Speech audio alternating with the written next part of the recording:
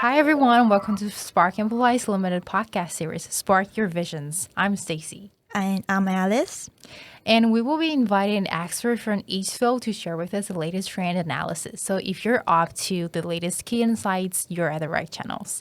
And as for today's, our first episodes, we have Chien, the CEO and founder of SparkAmplify, to share with us his insights of the marketing and his experiences running at startups. Let's welcome Chien. Hello, everyone. My name is Chien from SparkAmplify. So, Chien, I noticed on your LinkedIn profile that you have over 15 years of corporate experiences. So, how come you decided to run your own business, rather than climbing the corporate ladder? Well, as you know, I have spent a lot of time in the Bay Area, and I did my undergrad at Berkeley, and so obviously I have a lot of friends up there, and was heavily influenced by the startup culture in the Bay Area, and so furthermore, my dad always had a entrepreneurship spirit as well. So I think it runs in the family. With that being said, I did start my startup career a little bit later than what you usually see nowadays when people are doing startups at 20s or even early 30s as well, right? So I started SparkAmplify when I was 39, and so with the amount of the corporate experience that I've gained prior to my startup experience was very, very valuable, to be honest, especially during this current time of uncertainties in the economy.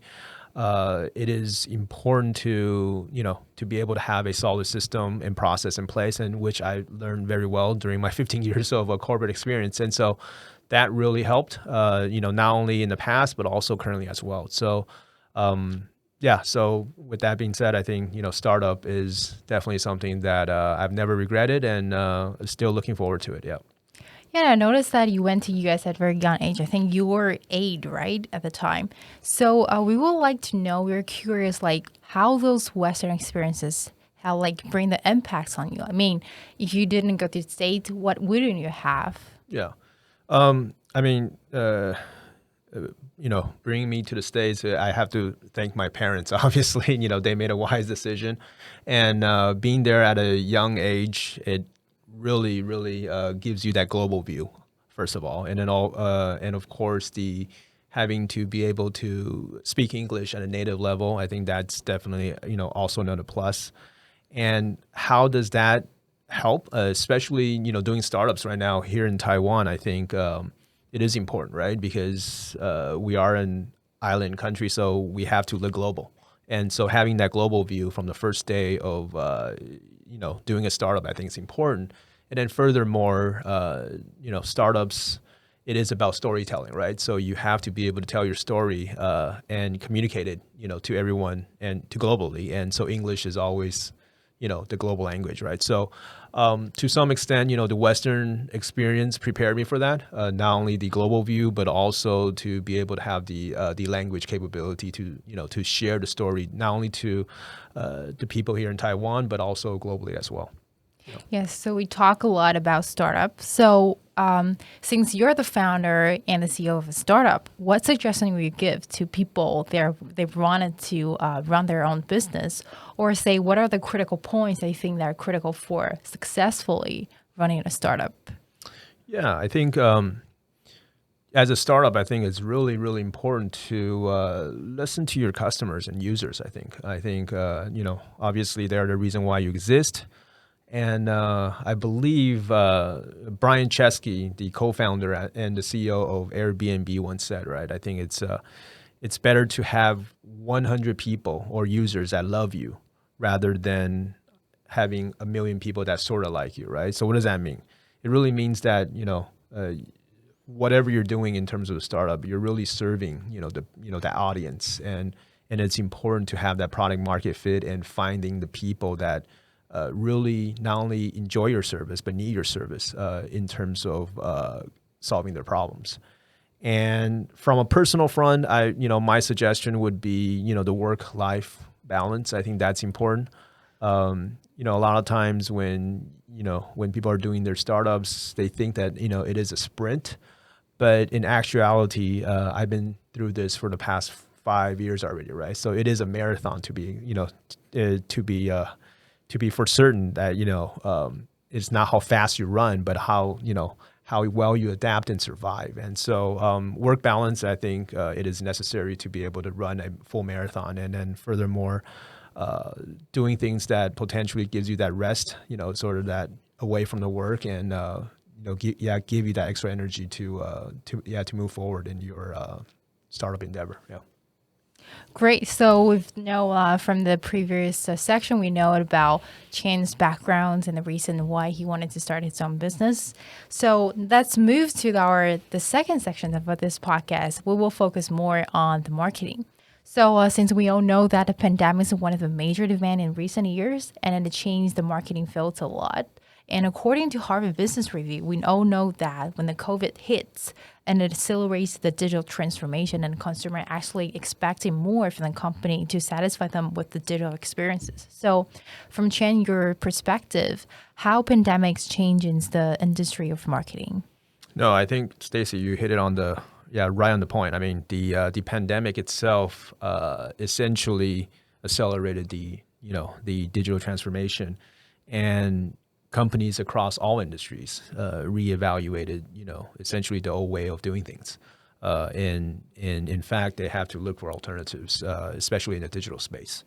And so, the hardest hit areas are essentially the face-to-face component, right? So, such as the trade shows, the seminars and things of that nature. And so now a lot of that is moved onto the digital space with virtual exhibitions, online, even like podcasts, like what we're doing right now today, right? And, social selling. So these are all some of the alternatives that's really taking shape. And so why did I say, the good old days are gone? And because essentially, not only is it expedited through, the digital transformation, but also at the same time, just a case in point, Google actually did a study a while back, I think it was last year, where they were looking at, decision makers, across the board, in terms of the age range, right? And about 50% of the decision makers were about at the age of 18 to 34, which is coincidentally enough that is also the most people at that age are spending a lot of time on the internet, especially with social media, right? And so, as you can see in the past, where a lot of these decision makers were maybe spending a lot of time offline, at events, nowadays maybe they're spending more time on the internet. Maybe they're spending more time on social media, such as LinkedIn. And so those are some of the concepts and ideas and even methods that I think a lot of the traditional industries, they need to think about. Right? Aside from the conventional B2B marketing, which they were used to in the past, what other digital aspect of it can it complement in the future, right? Yeah, exactly. So we all know that SparkAmplify also specializes in marketing. So we would like to know how SparkAmplify is adapting to this trend and under the pandemic. Well, so one thing's for certain. Our focus has not shifted because of the pandemic. In fact, we continue to specialize in what I call, data-driven B2B marketing. However, the only difference is that aside from the PR, brand awareness aspect of it, we've actually extended into sort of the even further down the sales funnel, which includes the sales leads as well as the social selling, right? So that's the only difference in terms of extension of our service.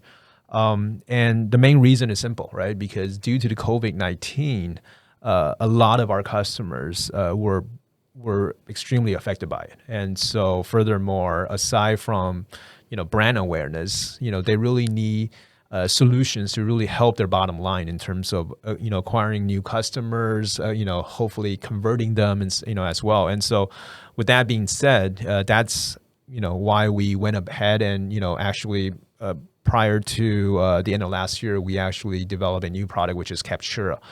Essentially, low code, no code process of customizing, the lead generation process. And so that is something that, we're currently pushing and helping a lot of these, our customers and even future customers in terms of battling this pandemic. Yep. Yeah, so apparently we're entering the era of new normal.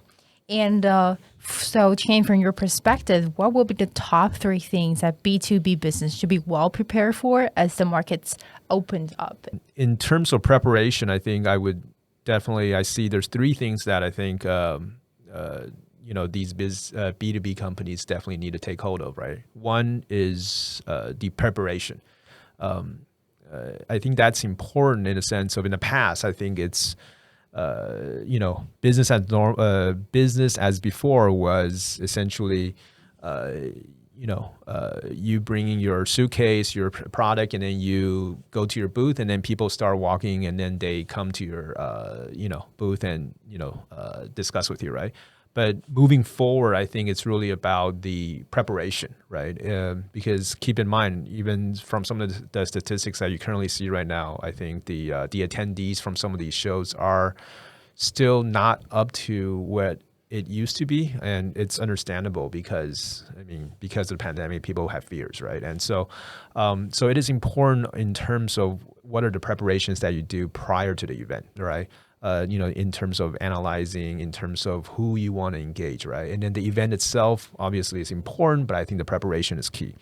Secondly, I think it's the diversity in terms of content marketing. I think content marketing, especially for engaging people online, I think it's important, right? People don't like to be sold at, and a lot of times I think relationship building, it's a two-way street, right? Instead of you starting, start selling, you want to, engage that relationship first. And relationship building sometimes it, it involves what type of value can you provide to the company itself, right? To the customers. What are some of the, the educational, some of the new information that you can share? And what is interesting is in content, sometimes it's very diverse, right? Especially nowadays, there are videos, there are audios, and there's even the traditional text. And so sometimes the target audience that you're approaching, sometimes they may like a certain type of format, so they have their own preferences, right? And so I think it's really important to diversify your content strategy, when you are engaging with these potential audience that you're trying to build relationship with. And then finally, I think it's just social selling. I think even though a lot of the events are still coming back slowly, but I think it's important to build that that social media presence as well. Essentially building that relationship. And as you heard, I mentioned before, I think LinkedIn is definitely a good option, but aside from that, there's plenty of other options as well. Twitter is another good option. Current right now in Japan, there's over, let's say, 50 million active users, right? So every 3 individuals, one person is using Twitter, and so that's another method, right? So social selling essentially is a method for not only providing you having access to the target audience that you are aiming at, but also at the same time another channel for you to be able to communicate your information, let's say your content, but more importantly, be able to build that that online virtual relationship that is so critical, especially nowadays, right? Yep. Yeah, so we've heard a lot about the content strategies and the preparations, and now we would like to talk more about SparkAmplify because it's a marketing firm, and we like to know how marketing firms are doing. So, Chan, we know that Captura is one of your star products. So, can you share with us more about what it is and where does those creative name Captura come from? Yeah, so Captura, the word itself derives from the original word capture, right? So usually when you are in the process of lead generation, right, when you do obtain that valuable lead, yeah, it is a capturing process, right? So we wanted to maybe play a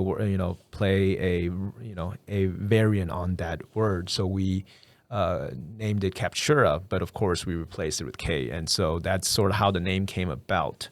In terms of the solution itself, we really wanted to create a low code or no code solution where you don't need to have previous, let's say, programming experience, right?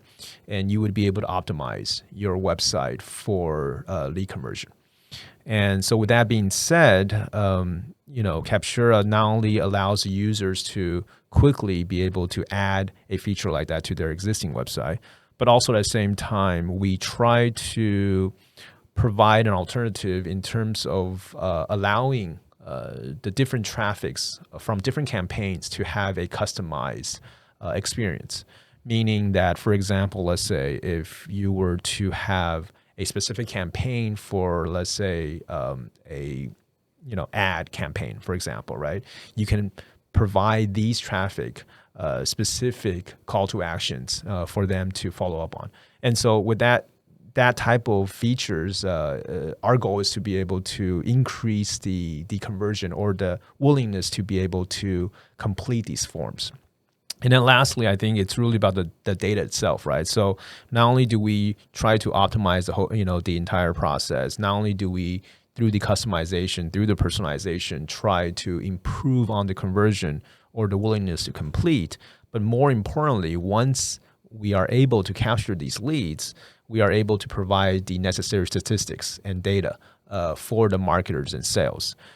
In fact, I think, I sometimes I joke around and I say, hey, we are essentially GA for sales, because as you know, GA, Google Analytics is usually for marketers.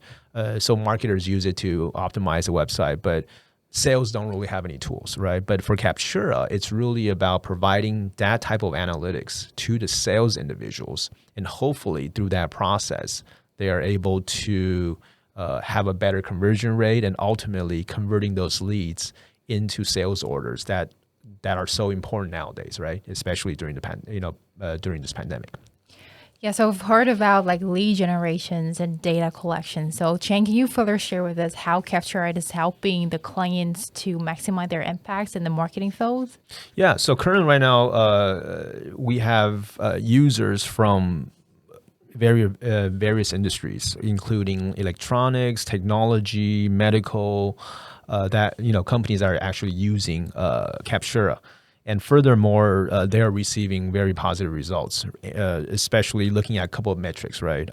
Impression. So when we talk about impressions, it's really about comparing with your existing contact lead generation form, right? So your traditional lead generation form is your contact form. And so sometimes, a lot of times people go to your website and they don't even get to that page. So what we do is we want to make sure that with Captura's pop-up design that we are able to front and center, be able to put that lead form in front of these valuable traffic. And so we're looking at some of the statistics that we were able to increase the impression by 53%. So which is quite a good number.